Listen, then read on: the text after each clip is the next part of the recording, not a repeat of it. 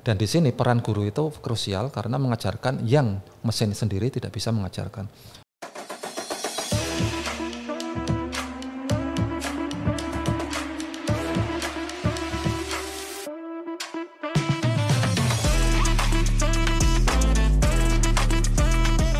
Pendidikan adalah kunci utama untuk menciptakan masa depan yang lebih bagus. Sobat TH, hari ini bersama saya Ahmad Sobiron kita akan berbincang mengenai peran guru di era transformasi digital saat ini. Assalamualaikum. Waalaikumsalam. Ada Pak Widyo dan ada Pak Ari. Pak Ari Wibowo ini guru SMPN Negeri 1 dari Jaksa. Wah, ini beliau berdua ini adalah senior saya. Pak Widyo sudah mengajar sudah 18 tahun. Wow. Wah, sudah lama sekali, sejak 2006 ya. Pak Ari sendiri juga pengalamannya sudah melanglang buana kemana-mana. Pernah ke Kalimantan, pernah ke Mesir, ke Al Azhar waktu itu ya Pak ya. Jalan-jalan kemana? Stop, nanti kita cerita. Kelihatan sudah mau cerita ini. Ya. Kita mulai dulu dengan cerita dulu ya Pak ya. Mulai Pak Widyo sendiri. Pak Widyo sudah 18 tahun. Boleh diceritakan asalnya dulu di mana kok bisa sampai di SMK Negeri 2 Pati? Ya, ini perjalanan hidup, tidak ada yang bisa menebak. Saya membayangkan dulu ketika masuk IKIP atau saya masih awal kuliah itu namanya IKIP, ya, IKIP Semarang. Saya membayangkan ketika lulus saya akan jadi guru di kota kelahiran saya. Ternyata tidak. Kota kelahirannya Nyuwun Sewu di mana? Batang, tapi kemudian bertransformasi atau berubah namanya karena perubahan batas administratif jadi Pekalongan. Ya. Berarti lahirnya di Batang, kemudian malah besarnya menjadi warga Pekalongan. Ya. Berarti kalau secara administratif dengan lahirnya di Batang ya. Meskipun sekarang sudah ganti menjadi Pekalongan. Masih Jawa Tengah juga sih. Iya. Terus sampai pada ke IKIP. Iya, saya masuk IKIP dilandasi karena sebenarnya cita-cita saya itu dulu muluk-muluk ya. Tapi kemudian saya berubah ketika melihat bahwa ternyata impian muluk-muluk juga tidak sayap saya kurang kuat itu ya. Akhirnya saya sebenarnya menjadi guru itu bukan termasuk muluk-muluk juga pada saat itu ya, karena melihat kondisi ekonomi dan lain sebagainya pada saat itu belum ada beasiswa. Jadi saya masuk guru dengan niat, sebenarnya niat saya simpel sebenarnya. Niat saya itu supaya saya bisa berbicara di depan umum. Jadi saya mengalami, karena orangnya saya ini agak pendiam, saya tahu kelemahan saya tidak bisa berbicara di depan umum. Maka saya ingin saya jadi guru supaya saya bisa bermasyarakat, bersosialisasi seperti itu. Maka kemudian saya kuliah di IKIP, bertransformasi menjadi UNES, lulus, kemudian daftar ASN waktu itu masih namanya PNS ya. Dan saya ditempatkan di Pati seperti itu. Berarti lahir di Batang, kemudian diganti menjadi Pekalongan. Masuk IKIP, keluar UNES. Iya. Enak mana IKIP sama UNES ya? Sudah duanya enak sebenarnya. Oh, sama-sama enak. Berarti jenengan pernah mengalami kuliah di Bendan itu? Enggak, sudah di atas. Cuma namanya masih IKIP. Sudah di atas namanya tapi masih IKIP. Terus kuliah waktu itu tahun? Jadi kalau diceritakan sih, saya masuknya tahun 99. Oh, 99. Iya, waktu sudah masih angkat-angkatnya reformasi ya. 99. Berarti juga ikut ke bawah itu. Ikut-ikutan tapi. Ya karena sebagai mahasiswa baru kan kita masih berdarah panas ya. Sehingga ikut-ikutan demo. Tapi cuma awal tahun saja. Setelah itu sudah mulai mereda dan kita sudah pusing kuliah. Sehingga demo-demonya dibatasi, tidak segencar seperti sebelumnya. Tapi kemudian ketika saya berada di organisasi saya melihat ya, ternyata ketika mahasiswa berdemo itu sebenarnya tidak serta-merta mereka itu berdemo karena istilahnya mereka benar-benar sudah ada pemikiran untuk mengubah sesuatu. Mereka itu termasuk saya ya pada saat itu. Saya demo, saya tahu yang saya lakukan ini benar. Dan kemudian bersemangat sekali. Wah, sampai ikut jalan demo. Itu ya dari atas sampai ke Simpang 5 kalau nggak salah ya. Iya, seperti itulah. Semangatnya ada. Tapi kemudian setelah kita terapkan di dunia nyata, semangat yang sudah ada itu sebenarnya tidak tidak harus hilang, tetap harus ada. Maksudnya semangat mengubah masyarakat menjadi lebih baik seperti itu ya. Jadi ada baiknya juga demo ya, meskipun orang ikut demo itu tidak selalu serta-merta punya inisiasi, punya ide yang sama, yang sama antara satu dengan yang lain. Tapi dari demo itu sendiri bisa membuat seorang mahasiswa punya idealisme, ya seperti itu. Termasuk ketika sudah lulus, seperti itu. Idealisme itu terbawa sampai lulus dunia kerja bahkan ya. Betul. Sampai pada akhirnya tahun 2006 Panjenengan sudah langsung diterima di Pati ya. Akhirnya berdomisili di Pati. Betul. Tapi sekarang saya di Kudus. Sekarang berdomisili di Kudus. Betul. Berarti laju dari Kudus ke Pati. Iya. 22 kilo. 22 kilo. Ya waktunya mungkin ya setengah jaman ya Pak ya. Ya 35 menit. Lumayan. Kalau Pak Ari ini, wah, boleh dong diceritakan dulu kok bisa sampai dalam tanda kutip nyasar ke Mesir ini Pi. Ini tadi piye? Gimana nih ceritanya nih Pak Ari? Alhamdulillah ya Pak Sob, saya diberi kesempatan luar biasa untuk sharing di tempat yang sangat mencerahkan ini ya, secerah baju Pak Sobiron. Kuning-kuning. Insya Allah saya akan mencoba untuk menggugah ya bahwa guru itu tidak harus berakhir di kota kelahiran Pak ternyata. Ya seperti tadi, tapi sebenarnya mutar-mutarnya juga akhirnya kangen juga ya seperti saya itu tadi. Saya dulu sama ya kuliah di tempat yang transformasi waktu itu IKIP menjadi universitas tuh. Saat-saat itu bukan. Waktu itu saya kuliah di Universitas Negeri Yogyakarta.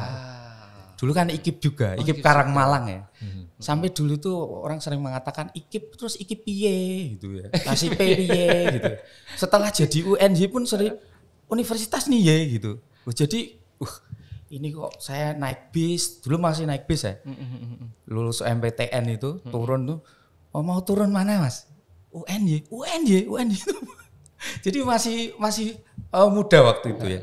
Kampusnya itu, kemudian saya masuk di jurusan yang banyak sekali guru-guru di situ. Tapi kebetulan saya masuknya bukan guru ya. Awalnya bukan guru. Awalnya saya masuk jurusan sastra. Tapi kumpulan saya guru-guru itu. Calon-calon guru pendekar bangsa masa depan ini. Dan ketertarikan saya itu terus terang menjadi guru itu ketika belum lulus kuliah tuh di Primagama Yogyakarta dulu. Mau ngajar tuh asik ya kayaknya. Ya gitu kayak wah seru ya. Gimana Dek gitu. Kalau ketemu murid-muridnya itu manggilnya Dek gitu. Adik, kakak gitu. Keliling di mana ke sana kemari gitu. Akhirnya saya jatuh cinta dengan profesi itu ya.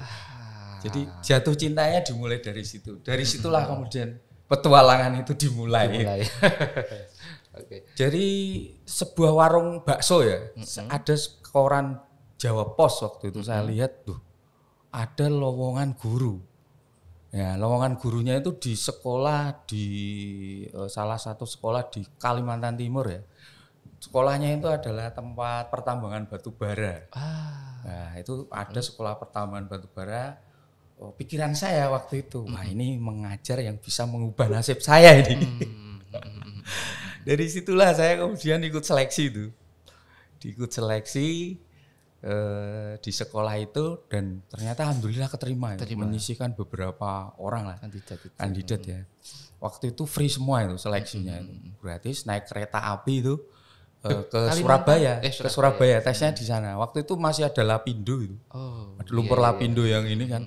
Wah saya masih deg-degan apa bisa pulang lewat naik kereta lagi gak gitu. Ternyata alhamdulillah lulus itu ya di sana. Akhirnya sampai dan itu membuat saya deg-degan karena saya bisa naik pesawat pertama kali ya. Jadi guru naik pesawat ya. Pesawatnya masih Mandala waktu itu Pak. Jadi sekolah pertama Panjenengan itu di Kalimantan. Iya sekolah ngajar saya waktu itu. Dan karena di Jawa Pos itu ada lowongan dan sampai sana luar biasa emang sekolahnya itu.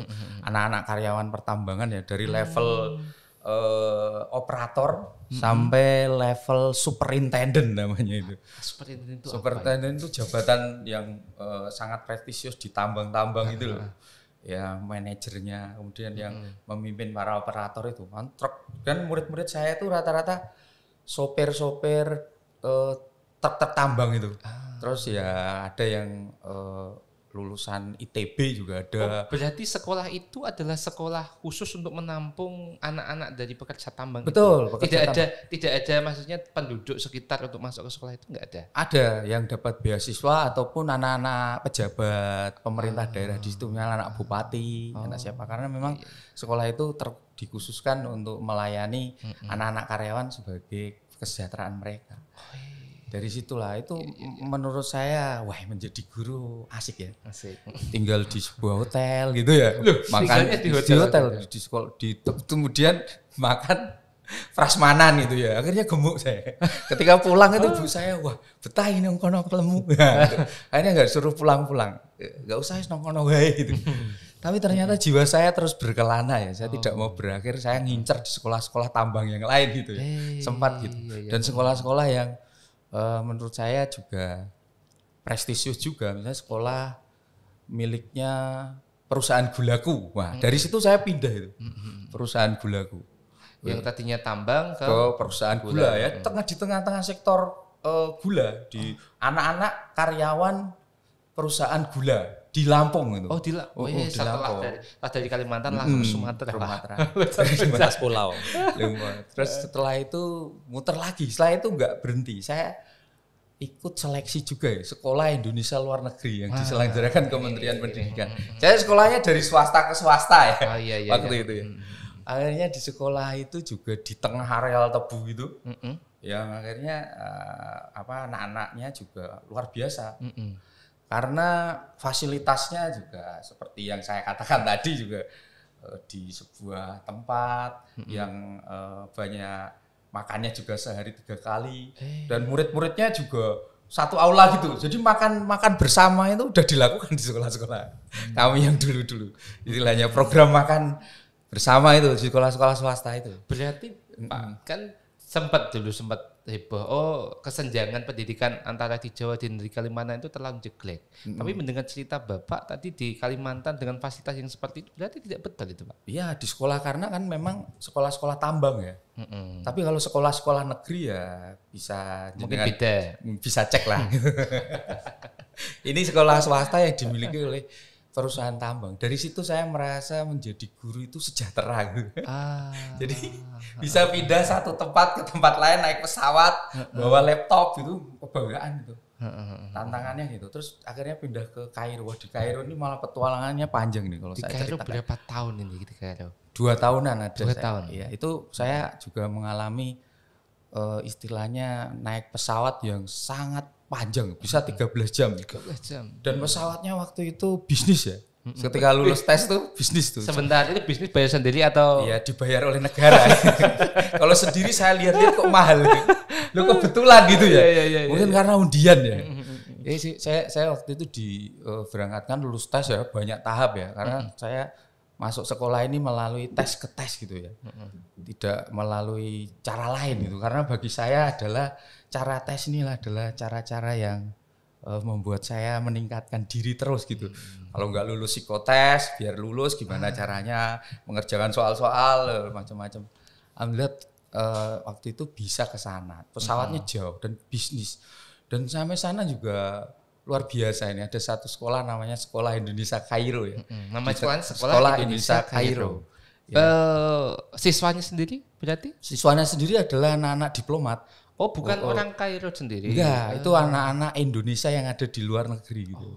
Jadi misalnya anak-anak yang salah satunya yang anak-anak mahasiswa Al-Azhar itu sekolah di situ juga. Intinya anak-anak Indonesia yang ada di Kairo. Dan jangan lupa Pak Abdul Muti pernah ke sekolah saya itu waktu itu. Masih ada fotonya itu.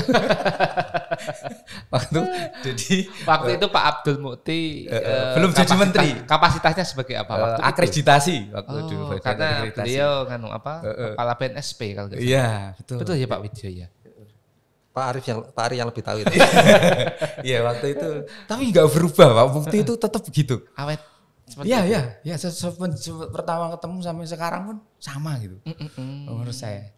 Sama wajahnya atau sama karakternya atau sama menurut saya nggak ada perubahan. Dan sekarang ketika beliau jadi menteri ini, saya seperti mendapat optimisme besar ya Pak. Terutama ketika mengatakan kesejahteraan gitu. guru diperhatikan itu saya langsung deg-degan itu. 6 program utama ya. Wah. Dari situ. Atau begini Pak, jangan-jangan itu hanya angin segar saja untuk awal-awal karena beliau baru menjabat, kemudian ya katakanlah guru-guru dikipas-kipasi set, atau kemudian nanti akhirnya menurut panjenengan bagaimana? Kan banyak mengatakan begitu juga. Iya. Pak Adi, Saya melihat kemarin di berita sudah ada ancang-ancang untuk kenaikan sih memang sih ya kesejahteraan guru. Tapi ada tapinya.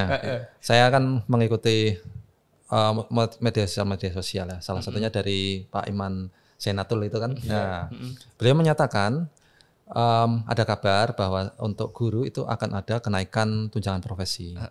Tapi khusus bagi yang sudah punya tunjangan profesi. Artinya yang kemudian dipertanyakan kenapa kok tidak semuanya seperti itu. Tapi itu kan di luar bahasan ini ya. Iya. Artinya sudah ada ancang-ancang ke sana.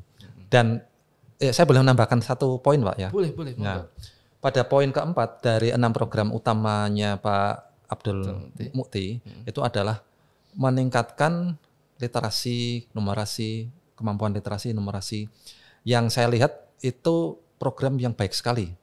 Karena kita lihat apa ya Pak ya? PISA Pak ya? Iya, indikatornya bisa. Indikator tahun 2018 2022 itu menunjukkan bahkan bukan selama 18-22 saja, sebenarnya 10 tahun terakhir itu kita stagnan di indikator PISA. Nah, saya melihat ada keseriusan, paling enggak ada tertulis di salah satu program utamanya untuk meningkatkan literasi numerasi itu sendiri. Artinya ya kita lihat nanti implementasinya seperti apa. Tapi ketika itu menjadi salah satu program utama, ada optimisme.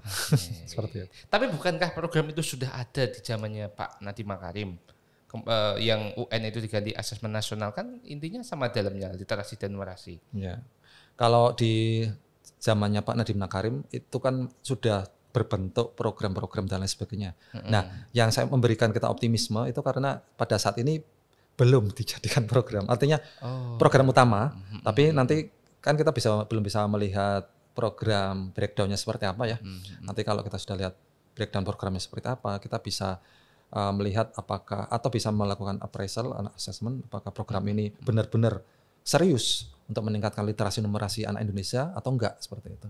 Harapan saya sih, saya punya harapan besar bahwa program keempat ini semoga benar-benar bisa mendongkrak SDM kita, seperti itu. Betul. Tapi satu hal yang menarik gini, sekarang itu zaman era informasinya itu sangat terbuka, tapi kenapa anak nggak bisa memaknai gitu?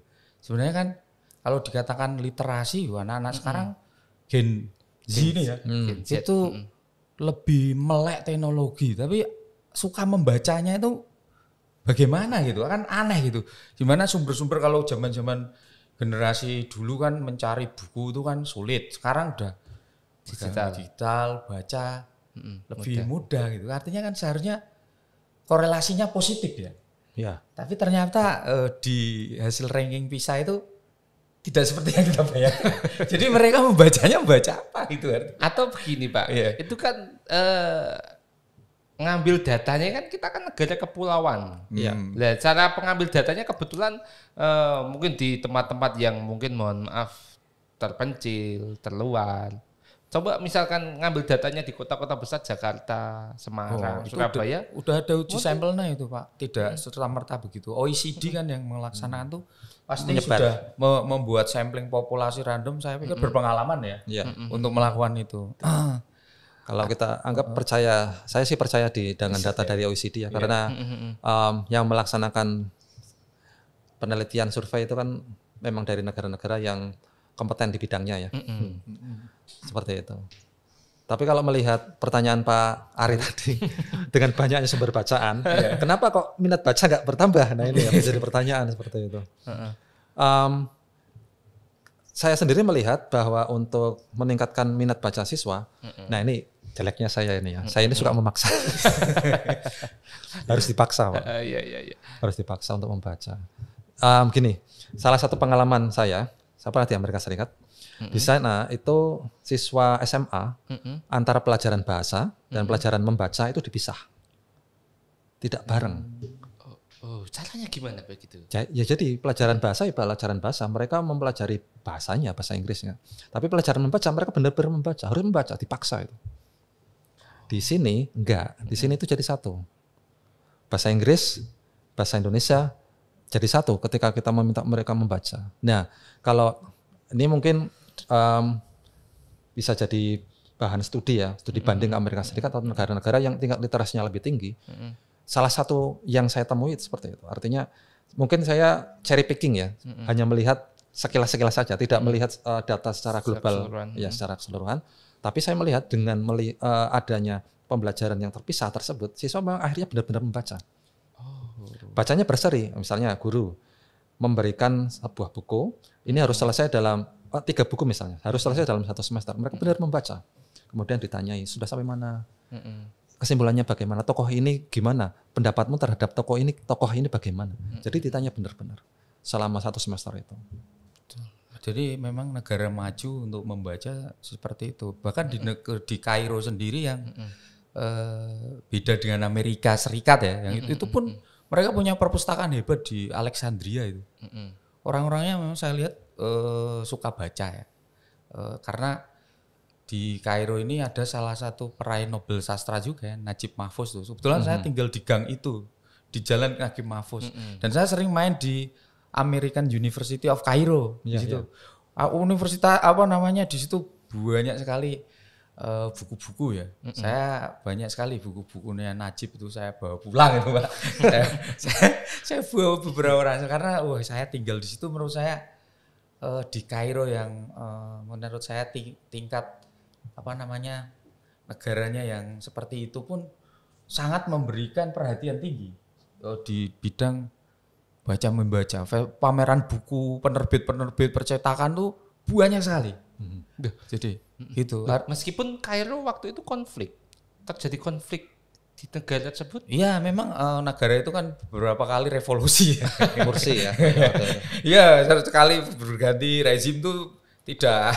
Tapi itu memengaruhi iklim pendidikan di sana tidak? Pendidikan tetap aja mereka kan ada salah satu universitas Al Azhar itu yang sangat kuat sekali juga. Artinya murah itu nggak bayar juga. Di situ Al Azhar tuh nggak bayar itu. Semua negara-negara masuk di situ untuk melakukan banyak hal, belajar lah tentang agama kan. Yang saya lihat memang negaranya juga senang membaca ya, terutama kalau Al-Quran memang ya dibaca itu mobil-mobil tuh pasti ada ini dan kritis mereka itu orang-orangnya sangat kritis. Orang Kairo ya, bukan orang Indonesia yang ada di Kairo ya? Ya orang Kaironya juga, orang Indonesianya juga kepengaruh. Dulu Gus Dur kan pernah sekolah di sana juga kan. Dan bersama mereka juga suka membaca waktu itu. Ada salah satu toko teman-teman yang dikunjungi Gus Dur tuh saya kunjungi itu juga. Pak Tilas ya. Berarti Pak Adit sana Pak Tilas. Ya, Gusmus kalau Gusmus sampai lulus, kalau Gus Dur kan enggak lulus. Gusmus Mustafa Bisri kan alumni sana ya. Suka baca. Memang sumber ilmunya lumayan ya. Biarpun keteraturan mungkin tidak seperti Amerika ya. Saya boleh tanya Pak? Iya. Alexandria bagaimana di sana Pak? Itu kan perpustakaan yang terkenal ya, semenjak penaklukan Alexander Agung seperti itu. Itu masih ada nggak Pak? Oh itu perpustakaannya udah diperbarui sih. Udah diperbarui dan saya fotonya ada di rumah itu. Kalau gitu nanti kirimkan ke saya masukkan ke video. Karena kan di sana kan banyak legenda ya, ada Cleopatra, ingat ya Pak? Cleopatra itu. Jadi saya juga merasa di sana, saya sempat bikin tulisan tentang Cleopatra itu. Tapi belum saya publikasikan. Wah, harus itu Pak. Dalam bahasa Indonesia, bahasa Arab atau bahasa Inggris? Nanti kalau bahasa Inggris dibantu Pak Widjo. Tapi menarik ya sosok itu karena di situ menyimpan sejarah gitu ya. Kemudian ketemu dengan murid-murid yang menurut saya di sekolah itu juga unik-unik ya menurut saya. Keberanian mereka untuk hidup di tengah kota yang chaos lalu lintas yang seperti itu tapi bertahan. Saya lihat mentalitasnya memang terbentuk ya. Ya gitu anak-anak. Atau karena mohon maaf, karena itu kan anaknya konsulat, anaknya ya pejabat-pejabat negara. Betul. Pastinya kan mohon maaf secara gizi, secara Ya betul. kan bagus. Betul. Tapi kita kalau mau tarik ke Indonesia, termasuk tadi panjenengan di Amerika begitu kan mereka secara gizi bagus. Sekarang tarik ke Indonesia. Mohon maaf, banyak anak-anak yang orang tuanya untuk memberi makan saja agak kesusahan. Kan itu mesti berpengaruh. Lantas apakah kurikulum-kurikulum yang tadi itu bisa diterapkan di tempat kita di Indonesia ini? Kita balik ke Indonesia ya, karena kita memang menginjak tanah lagi. Menginjak tanah lagi. Itu kan pengalaman. Menurut panjenengan bagaimana dengan kasus seperti itu? Kalau saya melihat sih memang target pemerintah itu menurunkan angka stunting ke 14% ya. Kalau saat ini kan masih 20-24% stuntingnya. Itu kan salah satu rencana jangka panjang pemerintah untuk mendukung kebutuhan gizi masyarakat sehingga terbangun generasi yang memang secara mental itu siap untuk menerima ilmu. Seperti itu. Memang ilmu seberapapun sederhananya, kalau wadahnya itu nggak kuat menerima kan nggak akan tertampung juga. Jadi wadahnya itu adalah orang-orang yang tidak stunting seperti itu ya. Jadi sebenarnya langkah pemerintah itu sudah sistematis dan sudah baik dan sudah makin menurun sih angka stunting di Indonesia sehingga diharapkan nanti generasi mendatang membaik. Dalam hal ini kita akan membicarakan literasi ya, literasi membaca. Sebenarnya banyak sekali yang bisa dilakukan oleh guru ataupun orang tua untuk membiasakan siswa membaca. Yang itu tadi saya bisa memberikan saran itu ya, memaksa. Jadi dipaksa pokoknya Pak. Dipaksa membaca. Sebagai contoh itu waktu masih di zaman Hindia Belanda kita itu saya bilang kita ya karena kita kan nggak kemana-mana di sini terus ya. Seorang lulusan Mulo yang setingkat SMP itu sudah harus membaca sampai 60 buku. Iya, selama 3 tahun sekolahnya itu 60 buku dan itu bukan buku yang hanya di dalam bahasa setempat, buku-buku yang termasuk bahasa-bahasa internasional. Kalau melihat itu saja, saya melihat saya sendiri kalah. Saya baru bisa membaca buku bahasa Inggris setelah saya kuliah. Sebelumnya kan enggak. Nah, dari situ saja sudah terlihat kok perbedaannya antara dari sisi literasi ya, kemampuan membaca saja. Kemampuan membaca itu perlu ditingkatkan dengan cara memaksa. Paling enggak saya mengharapkan sih ada intervensi dari pemerintah untuk memaksa. Bukan sekedar menghimbau. Sementara saat ini kita baru menghimbau saja. Program literasi 15 menit atau 30 menit di awal pembelajaran menghimbauan. Tidak ada kewajiban. Tahun depan kepala sekolahnya ganti atau mungkin waka kurikulumnya ganti, semangatnya beda lagi, sudah nggak ada lagi pembiasaan seperti itu lagi. Tapi kalau diwajibkan, dipaksa, mau nggak mau semuanya kan harus mengikuti. Seperti contohnya kan Amerika Serikat, pembelajaran membaca terpisah dari pembelajaran bahasa. Mau nggak mau kan harus membaca. Seperti itu. Kurang lebihnya sih saya punya usul kayak gitu. Gerakan literasi sekolah ini memang sepertinya indah dikatakan tapi diimplementasi anak-anak itu kadang malah menyalin ulang apa yang ada di depannya gitu. Misalnya bukunya apa, cari yang paling tipis-tipis gitu. Terus disalin lagi gitu. Nah, artinya kan kalau kita mungkin kita kadang mencoba untuk kombinasikan dengan Ipusnas ya. Ada satu aplikasi Ipusnas itu anak-anak itu kita ajak untuk melihat di situ. Minimal ya screenshot covernya lah dikirim ke gurunya gitu. Saya sederhananya dia mulai terus minimal itu. Kalau kita memberikan contoh keteladanan bahwa teknologi ini itu menyimpan perpustakaan raksasa itu. Kalau kita menyimpan di gudang rumah itu tumpuk berapa rumah itu. Padahal ini segini dan murah gratis masa sih nggak mau gitu. Terus yang kedua mungkin gurunya juga kadang ini di depan kelas tuh kadang sering membawa buku gitu loh. Ini bawa buku, berarti kita bawa, iya kita keteladanan Pak Guru ternyata suka baca, HP-nya ternyata ada banyak bukunya. Kemudian buku itu misalnya satu hal yang saya bawakan tuh, saya pernah tanda tangan salah satu buku karya Tereli gitu, yang terkenal, judulnya? Yang lupa saya judulnya, banyak soalnya, tapi saya bawa ke sekolah ini loh Bapak Guru. dapat tanda tangan. Dulu prosesnya gini, ada yang tertarik sih, 1-2 gitu, yang untuk membicarakan ketertarikan. Novel berarti ya? Novel gitu, cerita-cerita. Ternyata dari situ ada anak yang tertarik gitu, tertarik untuk bertanya terus. Wah apa Pak? Kebetulan anak yang bersangkutan tuh yang suka tertarik itu ketika kita lombakan cerpen kemarin nomor 1 Pak. Iya kan? Kabupaten ya? Iya kabupaten. Keren. Terus kemarin kita coba untuk ikut di pusat prestasi nasional itu, kita cobakan untuk lomba, nggak tahu ini masih menunggu pengumuman. Tapi intinya anak itu memang ada nanti ketika kita di kelas tuh acting sebagai seorang yang rajin membaca, bawa buku-buku cerita itu ternyata ada magnet yang mendekat itu. Iya. 1-2 nggak semua sih harus bisa Pak. Kita kan nggak menginginkan satu kelas tuh suka baca buku semua kan. Berarti menurut panjenengan seorang guru juga butuh pencitraan Pak. Pencitraan di depan siswa. Pansos. Jadi kita buat budaya membaca buku itu keren. Pansos. Karena membaca buku itu menandakan suatu intelektualitas. Itu harus ya mungkin bukan pansos dalam arti negatif ya, tapi pansos yang benar-benar mencerminkan intelektualitas orang ketika dia membaca buku. Jadi memang guru itu harus membuat semacam citra bahwa membaca buku itu keren.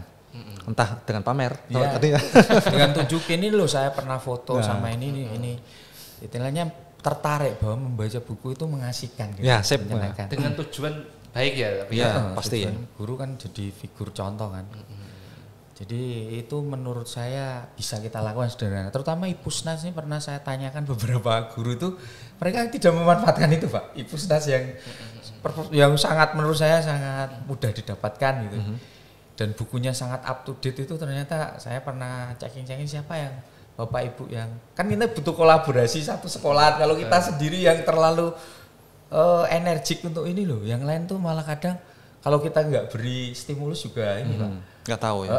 Artinya kita kolaborasi ya di sekolah itu, tidak hanya kita yang cinta membaca tapi semua guru suka membaca. Iya. Itu kalau di SMK sendiri gimana kalau seperti itu? Memang terbatas sih, anak SMK itu fokusnya itu pada bidang-bidang teknis seperti itu. Cuma tidak menutup kemungkinan, bukan menutup kemungkinan, pasti ada. Saya melihat sendiri kemarin itu ada P5 juga yang literasi juga. Banyak anak itu yang punya minat, punya bakat, tertarik membaca, meresensi, menulis, itu banyak sebenarnya. Cuma memang belum terlalu digali. Kebetulan itu baru terpetakan semester kemarin, Januari sampai Juni ya. Untuk semester ini karena temanya lain, jadi belum terpetakan lagi. Tapi kalau memang salah satu masalah yang paling mendasar di sekolah kami adalah masalah literasi, ya pastinya akan diagendakan untuk semester depannya. Untuk semester ini kami melihat yang paling mendasar untuk diperbaiki dari siswa itu adalah kesadaran terhadap sampah plastik, seperti itu. Jadi tema untuk semester ini sementara adalah gaya hidup berkelanjutan. Nanti setelah ada evaluasi dan sebagainya, kalau mungkin dari evaluasi P5 karakter dari anak sudah terbentuk, mereka cinta kebersihan dan lain sebagainya, kita bisa lanjutkan ke tema berikutnya yang happy, yaitu literasi. Seperti itu. Ya, jadi tidak semata-mata literasi itu juga harus membaca dengan mata ya kan. Artinya audiobook juga bisa kan Pak ya. Ya. Audiobook itu jadi kita memaksimalkan seluruh panca indera itu untuk literasi. Memang ada anak yang suka literasi itu karena mendengar dulu. Ada juga bahkan beberapa yang saya tanya itu murid-murid tuh diberi hadiah ulang tahun buku oleh orang tua. Orang tua juga berperan penting ya, karena pusat pendidikan itu kan ada di sekolah, masyarakat, keluarga, dan sekarang ada tambahan lagi media sosial itu jadi ya kan gimana itu media sosial ya, kan karena masyarakat tadi ya, medsos itu kan itu luar biasa Pak. Apalagi dengan generasi Z yang saat ini mereka pembelajaran kalau nggak disangkut pautkan dengan teknologi mereka antusiasnya sangat kurang. Nah, maka dari itu juga Bapak Ibu guru, mohon maaf Bapak Ibu guru kan juga banyak yang sudah senior. Untuk masalah teknologi kan malah hebatan anak-anaknya. Iya, sehingga menurut panjenengan itu bagaimana cara untuk Bapak Ibu guru yang di situnya mengalami kendala. Jangankan yang usianya di atas saya sendiri saja sudah terlambat, Pak. Artinya gini, anak-anak saya bisa buat TikTok, saya sendiri nggak bisa. Anak saya kelas 1 SMP. Artinya gini, beberapa hal memang guru-guru itu harus up to date dengan perkembangan teknologi. Ngalah ya, guru ngalah mempelajari teknologi untuk membuat anak itu lebih cinta belajar, lebih cinta membaca. Cuma di sisi lain, misalnya saya sendiri ya, saya sendiri sudah terlanjur di zona nyaman. Saya melihat diri saya sendiri ya, di zona nyaman untuk belajar atau menggunakan media sosial yang terbaru itu. Entah itu TikTok, entah itu Instagram, entah itu yang terbaru sekali, ya, Blue Sky. Sekarang ada Blue Sky itu. Blue Sky, Pak? Pecahannya Twitter. Saya buat akunnya tapi nggak tahu siapa apa itu. Iya. Malah baru dengerin saya. Memang ada gaptek ini. Baru semingguan ini ya, Pak. Baru semingguan ini. Blue Sky. Jadi tapi yang tidak bisa kita bisa ikut-ikutan bikin akun, tapi yang nggak bisa kita ikuti itu trennya. Jadi tetap harus ada kolaborasi antara guru yang lebih muda dengan guru yang lebih senior. Yang muda memberitahu yang senior, Pak, sekarang trennya kayak gini. Kita harus up to date dengan perkembangan tren yang terbaru, mengikuti selera anak supaya anak itu tahu bahwa gurunya peduli pada mereka. Itu fungsi dari yang muda. Sedangkan yang tua, ya namanya orang tua kadang-kadang ada yang diberitahu yang muda kemudian ngikuti, ada yang diberitahu yang muda kemudian nggak ngikuti. Saya termasuk yang diberitahu tapi nggak ngikuti sih sebenarnya. Tapi saya bukan 100% nggak ngikuti. Okay. Saya tidak 100% nggak mengikuti, saya tetap mengikuti, cuma tidak ikut-ikutan bikin konten saja. Tapi saya tetap sadar, bahkan beberapa teman saya yang lebih muda dari saya, mereka meminta anak-anak membuat konten pembelajaran sesuai dengan isi materinya. Seperti itu. Kalau saya sendiri tidak, karena saya sendiri lebih percaya ketika mereka itu membuat konten di media sosial yang lebih jadul. Contohnya Facebook. Facebook itu sangat jadul sekali ya. Daddy, begitu bapak-bapak gitu lah. Tapi ya memang medsos itu memperlihatkan usia kita. Yang jadul-jadul itu berarti pakainya Facebook, Instagram ini untuk anak-anak muda, TikTok untuk generasi yang saat ini Gen Z itu. Berarti kalau saya Facebook punya, Instagram punya, TikTok juga punya, antara di tengah-tengah saya ini.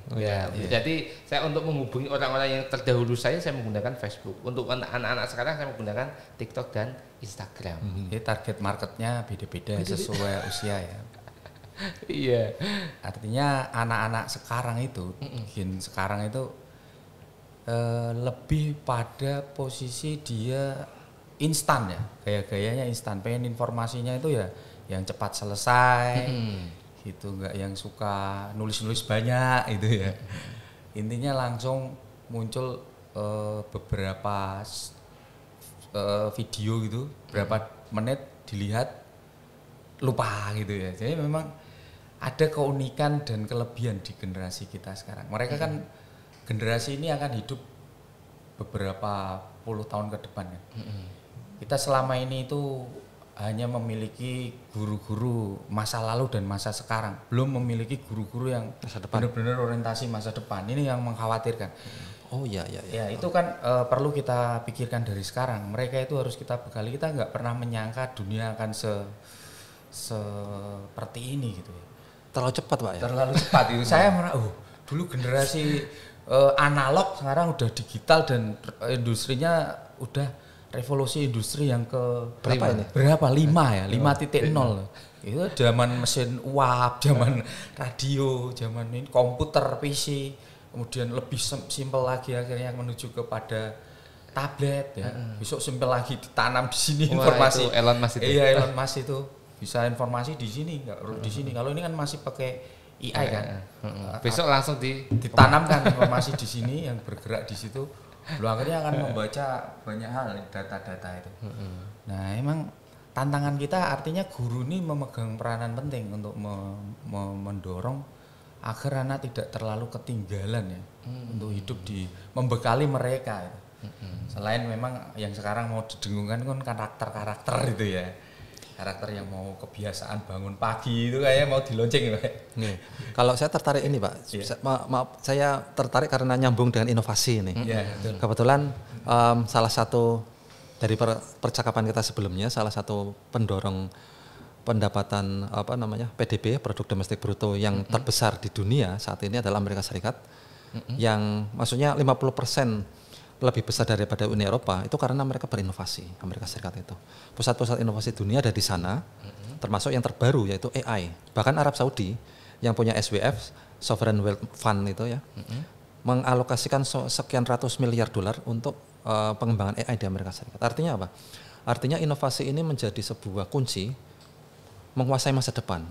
Tanpa adanya inovasi, kita akan tetap menjadi negara-negara yang mengandalkan sektor ekstraktif. Seperti itu. Dan sektor ekstraktif ini sebenarnya sektor yang nggak benar juga. Karena apa? Pertama merusak lingkungan, yang kedua hanya sedikit menyerap tenaga kerja. Sedangkan sektor-sektor yang inovasi itu sektor-sektor manufaktur, mereka akan menyerap banyak tenaga kerja. Ya, sehingga karena saya kebetulan tutor ekonomi juga ya. Jadi saya melihat bahwa pendidikan di masa depan itu juga harus sangat mempertimbangkan inovasi. Salah satunya disebutkan oleh Pak Ari ini. Inovasi itu tidak hanya untuk masa sekarang loh ya, inovasi itu mempertimbangkan masa depan. Jadi selama kita masih berfokus, ya karena kita kan masih banyak sekali yang harus dibenahi ya. Tapi semoga dengan berjalannya waktu kita juga membenahi sektor inovasi itu sendiri. Karena tanpa adanya inovasi kita akan berada di sini saja, tidak kemana-mana seperti itu. Okay. Dan akan terus ada di negara berkembang. Iya, harus ada inovasi. Ya apalagi inovasi itu ditopang oleh adanya bonus demografi ini ya Pak ya. Ya. Artinya generasi yang kita akan lahirkan. Karena saya melihat masa depan Indonesia itu di ruang kelas itu. Ruang kelas adalah melihat masa depan Indonesia 20-25 tahun saya lihat dari ruang kelas itu. Kalau anak-anaknya menggunakan teknologi untuk hal-hal yang bersifat malas-malasan ya, generasi rebahan ya kan. Artinya kan justru menjadikan pisau bermata dua. AI ini kita anggap sebagai pisau bermata dua, mengerikan. Kita tidak bisa memprediksi apa yang akan terjadi. Peraih Nobel Fisika untuk tahun 2024 ini itu melihat kekhawatiran itu Pak.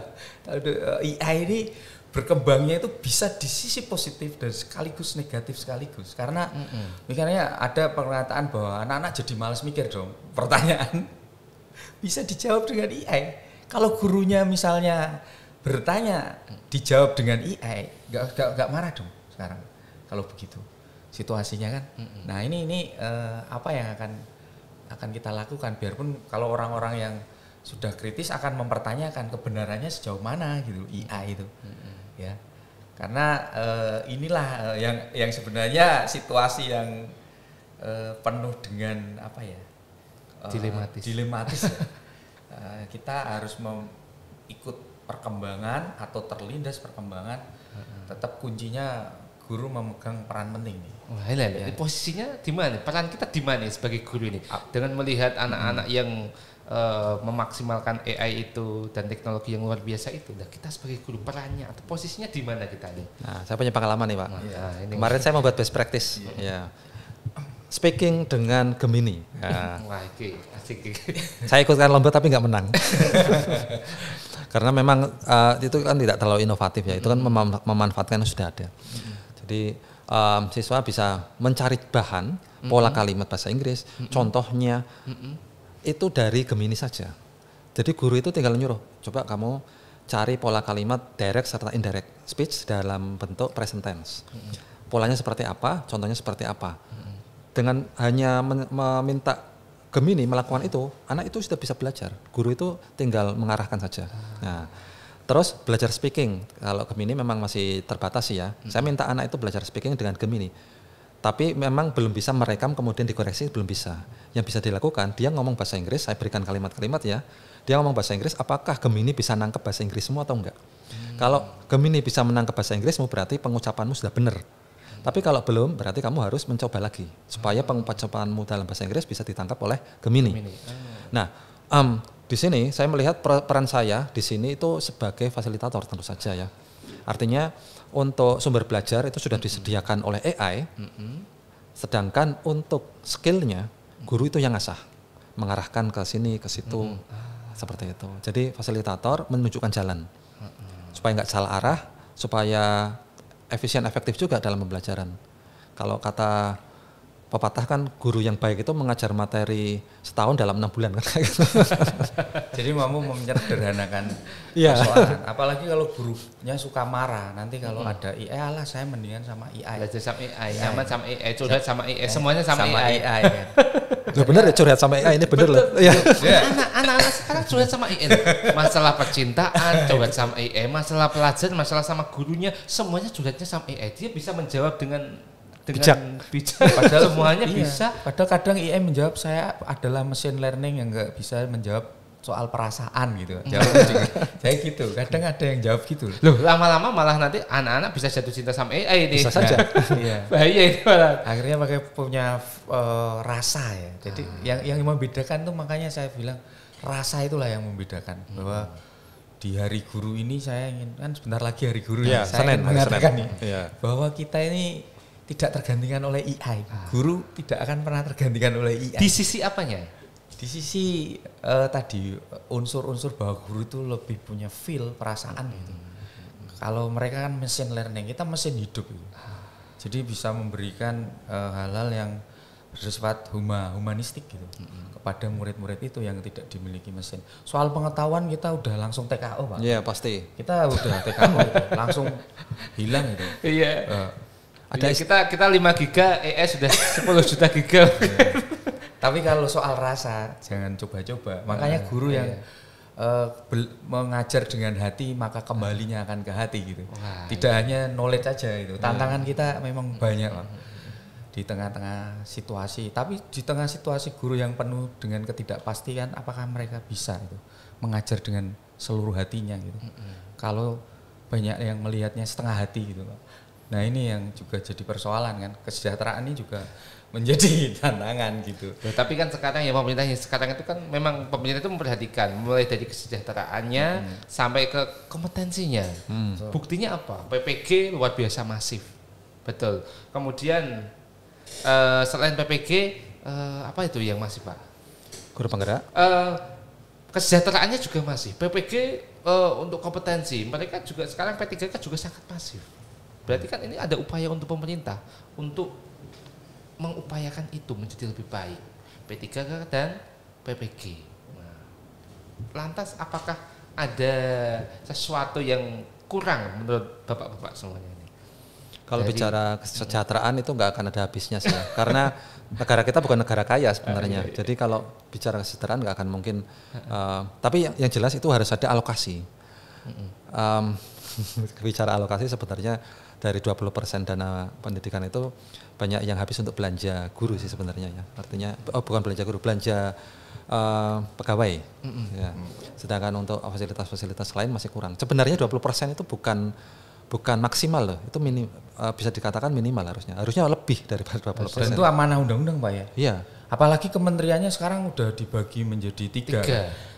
Kementerian Dasar dan Menengah, Kementerian Pendidikan Tinggi, Pendidikan Tinggi, kemudian Kebudayaan. Saya dengar-dengar tadi itu sudah dibagi-bagi loh Pak itu Pak. Angka-angkanya sudah muncul gitu. Dan di PMM itu guru-guru kan dipercepat untuk melakukan piloting lah istilahnya kan. Piloting itu cepat, terus artinya bisa diminimalkan yang seharusnya 30 tahun itu menjadi 3 tahun ini selesai. Untuk kemudian guru-guru itu secara maaf ya ini bukan simsalabim ya Pak ya. Benar-benar kompeten ya ini ya. Mudah-mudahan di lapangan ketika mengajar di PMM ini benar-benar terbukti bukan karena hanya dorongan mengejar kesejahteraan tapi kompetensinya tidak ditingkatkan juga. Ini tantangan juga bagi kita. Gitu karena selama ini korelasi antara peningkatan pengetahuan guru dan nilai kesejahteraan ini juga dikritik banyak orang nih. Ketika guru-guru kebanyakan sergi kok malah banyakan kredit juga gitu lah. Artinya kan betul. Justru seharusnya untuk meningkatkan pengetahuan tapi justru lari di sektor konsumsi itu pilihan sih menurut saya. Tapi setidaknya optimisme untuk kita menjadi sejahtera dan penuh dengan kepastian di tengah ketidakpastian gitu, itu akan terjadi. Dan kita tinggal nunggu aja Pak ya, ini dibuktikan untuk di Kementerian Dasar dan Menengah ini, terutama kita kan kebetulan ada di kementerian itu, karena banyak program-program yang hilir mudik di media itu masih omon-omon tuh, belum ada yang jadi kebijakan Pak ya. Lah ya tadi mungkin di awal tadi kan juga saya menyampaikan ataukah ini hanya untuk karena awal menjabat kemudian gampang ngomongnya dikipas-kipasi dulu ben seneng.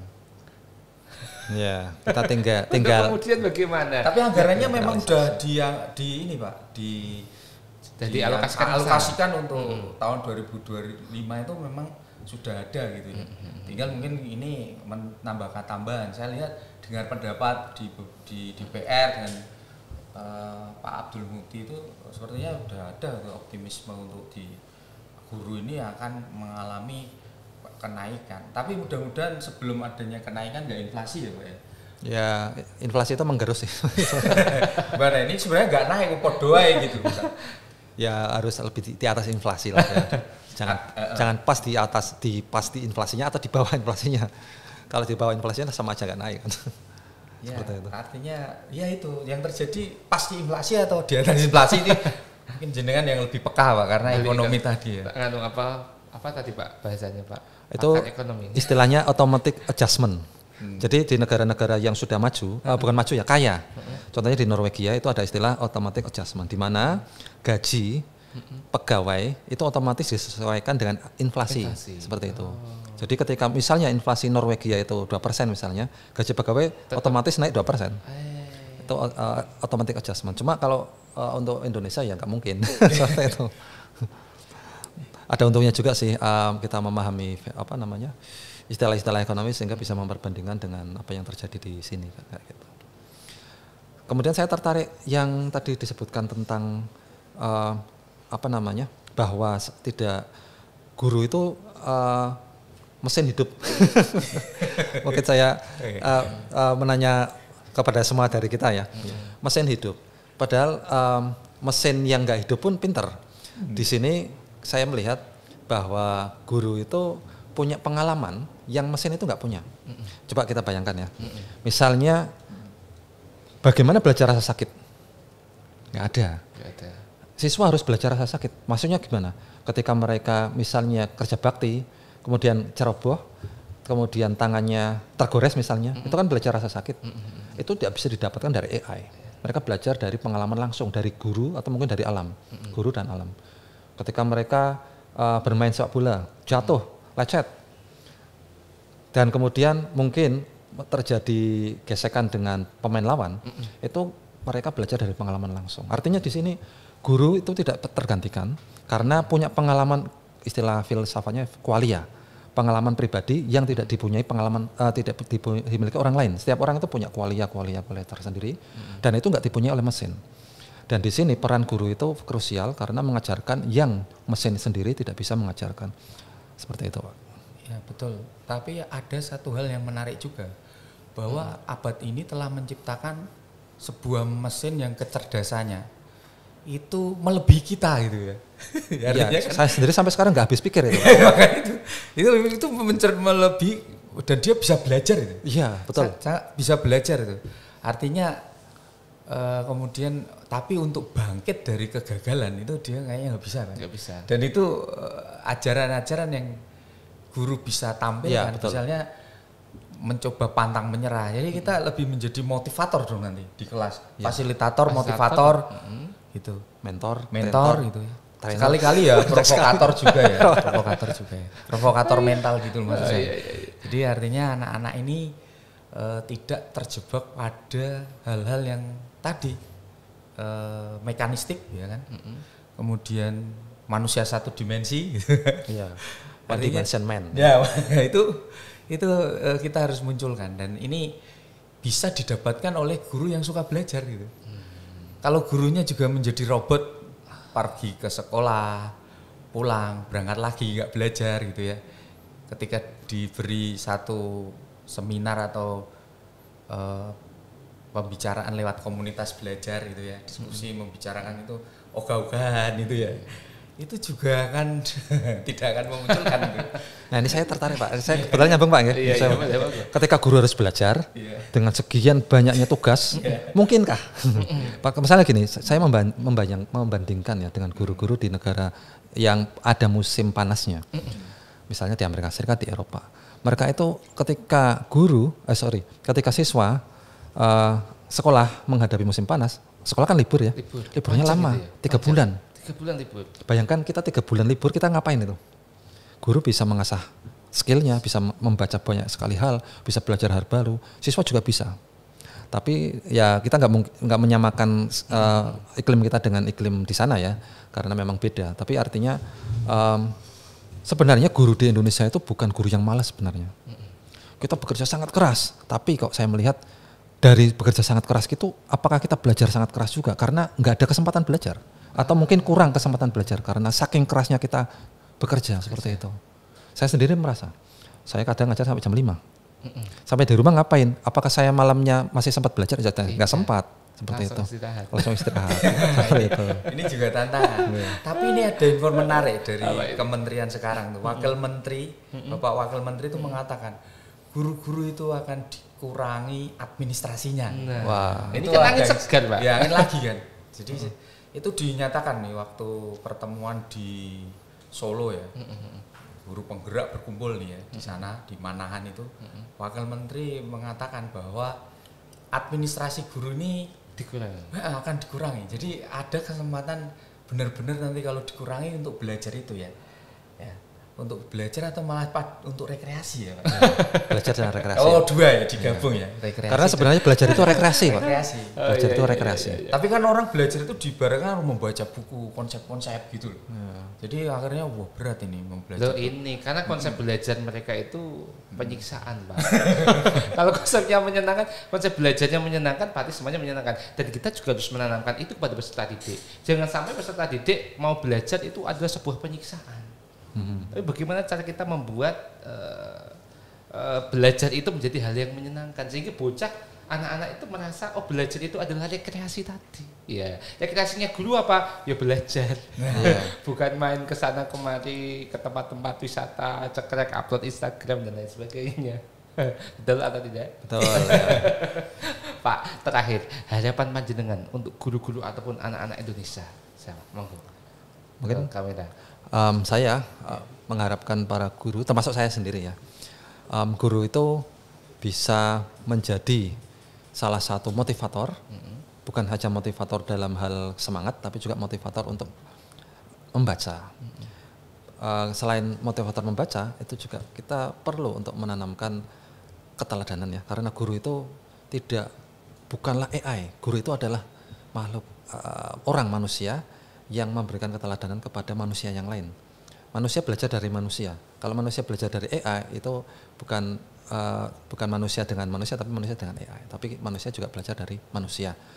Untuk para siswa, para peserta didik, membacalah. Karena tanpa membaca kita akan selalu tertinggal. Kita punya banyak imajinasi karena membaca. Kita tahu visi karena kita membaca. Kita bisa membayangkan apa yang akan terjadi di masa depan karena kita membaca. Tanpa membaca kita nggak akan kemana-mana. Pesan saya seperti itu. Terima kasih. Biasa. Ada hal yang menarik ya menurut saya yang ingin saya sampaikan kepada diri saya sendiri juga ya dan rekan-rekan guru di seluruh Indonesia itu. Mengajarlah dengan sepenuh hati ya karena guru-guru murid-murid kita itu juga sepenuh hati di kelas menerima kita. Janganlah mengajar setengah hati, mengajarlah sepenuh hati.